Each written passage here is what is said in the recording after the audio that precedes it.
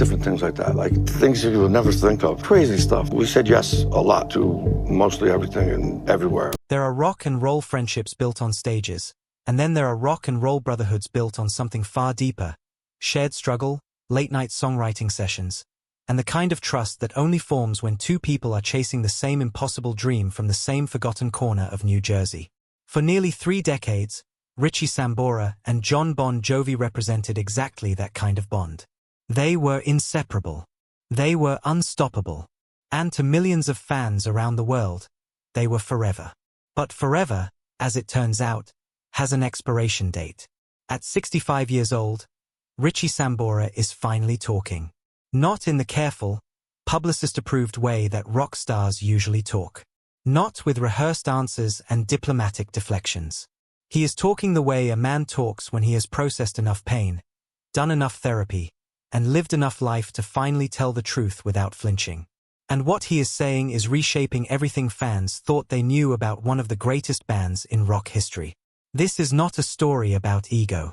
It is not a story about money or jealousy or some petty backstage argument that spiraled out of control. This is a story about identity, about what happens when one man's name becomes bigger than the band itself, and about what the person standing just slightly out of the spotlight loses in the process. This is the story Richie Sambora has waited over a decade to tell. To understand what eventually broke between Richie Sambora and Jon Bon Jovi, you first have to understand what originally bonded them. And that bond was forged long before the platinum records and the sold-out stadium tours. It was forged in the gritty, unglamorous rock clubs of New Jersey, in the kind of venues where the crowd is thin, the beer is warm, and the dream feels impossibly far away. Sambora grew up in Woodbridge, New Jersey, the kind of working-class town that teaches you early that nothing comes without effort. He was playing guitar by the time most kids were still figuring out baseball, and by his teenage years, it was already clear that music wasn't just a hobby for him, it was oxygen. He cycled through local bands, learned the circuit, and developed a playing style that was soulful and instinctive, rooted in the blues but unafraid of arena ambition. When Sambora officially joined Bon Jovi in 1983, it wasn't just a hiring decision. It was a collision of two musical personalities that happened to fit together almost perfectly. Jon brought the charisma, the voice, and an almost supernatural ability to write hooks that lodged themselves permanently in the human brain. Richie brought depth. He brought feel. He brought the kind of guitar playing that makes you feel something in your chest before your brain has even registered what is happening. Together, they created a sound that neither could have produced alone. Those early years were everything a rock and roll story should be. There was genuine brotherhood, genuine collaboration, and genuine creative electricity. Songs like Living on a Prayer, Wanted Dead or Alive, and I'll Be There For You didn't emerge from a factory. They emerged from two people who trusted each other completely, who finished each other's musical sentences, and who genuinely believed they were building something that mattered. And they were right. They just didn't know yet what that success would eventually cost. Here is something the history books don't always make clear. Richie Sambora was not a passenger on the Bon Jovi rocket ship. He was one of the engineers. His contributions to the band's most iconic recordings went far beyond playing guitar solos.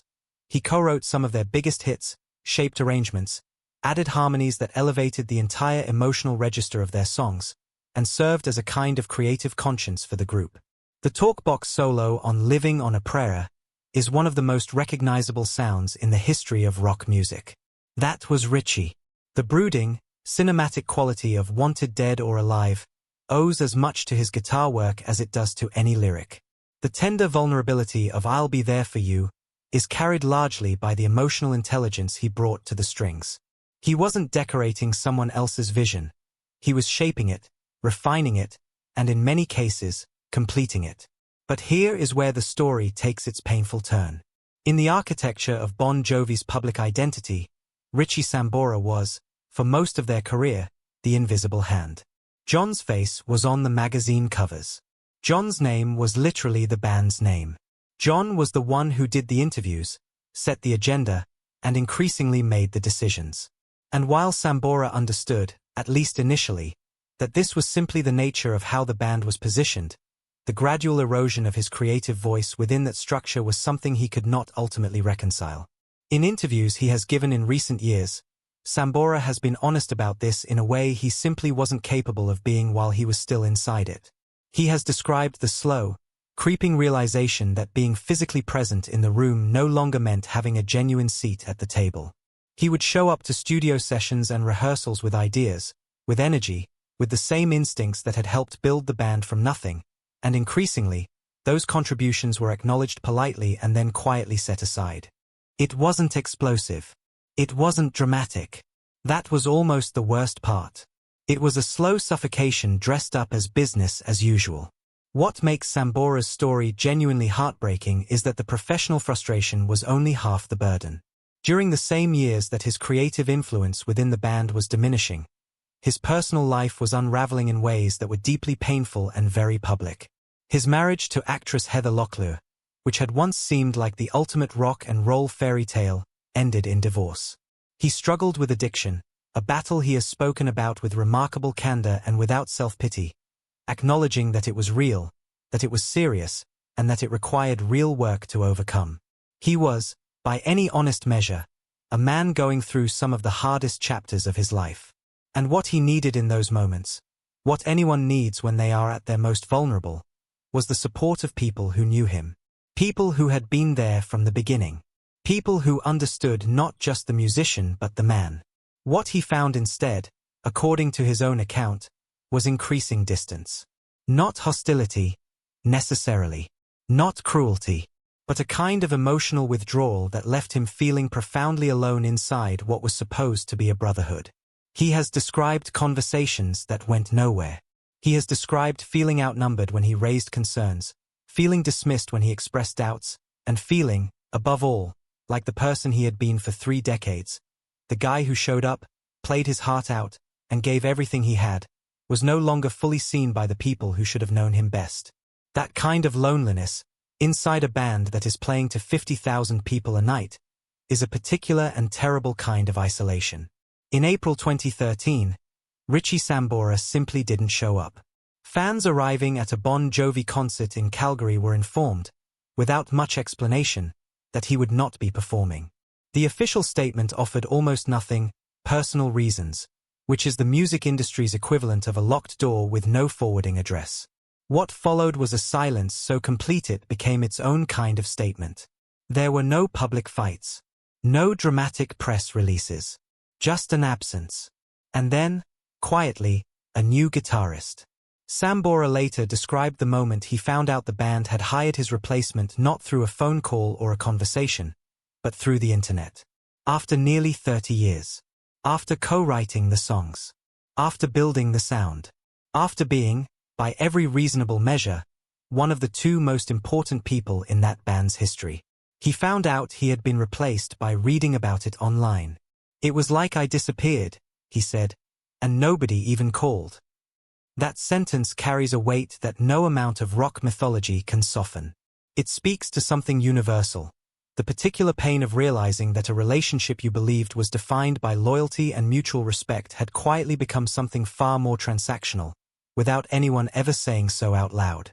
In 2024, Richie Sambora did something that surprised almost everyone who had been following this story. He apologized. Not defensively, not with a list of grievances attached, and not as a setup for a public feud. He apologized directly and sincerely, to the fans who were left confused by his exit, and to Jon Bon Jovi himself. I just disappeared, man. I ghosted, he admitted, using language that was disarmingly plain for a man of his stature.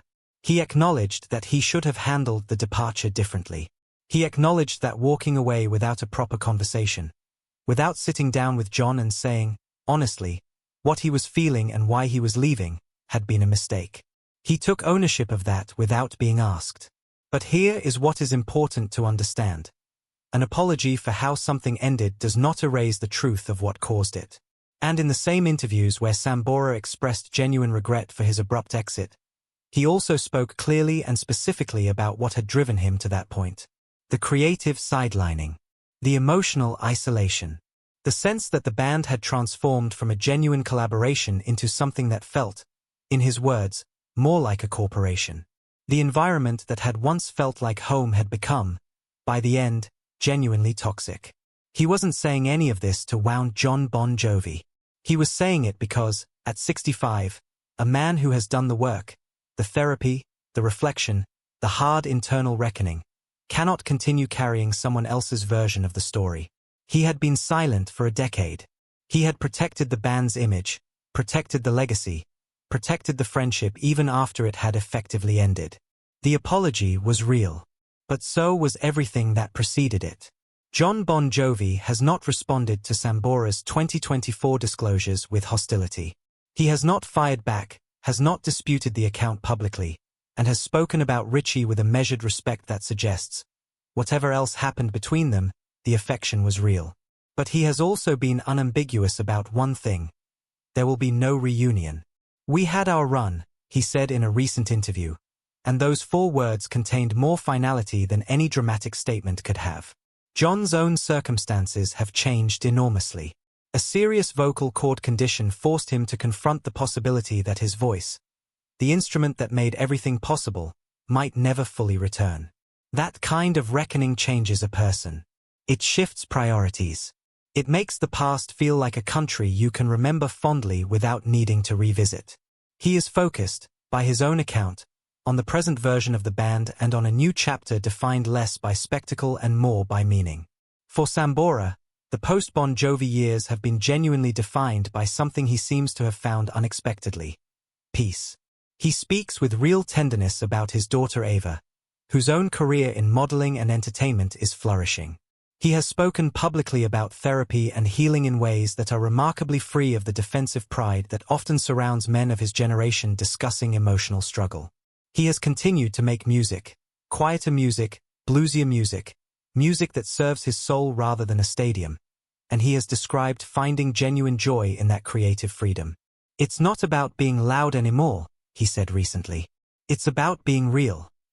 What Richie Sambora has finally given us, at 65, is not a scandal. It is something rarer and more valuable: an honest account. He has told us what it felt like to build something extraordinary and then watch your ownership of it quietly diminish.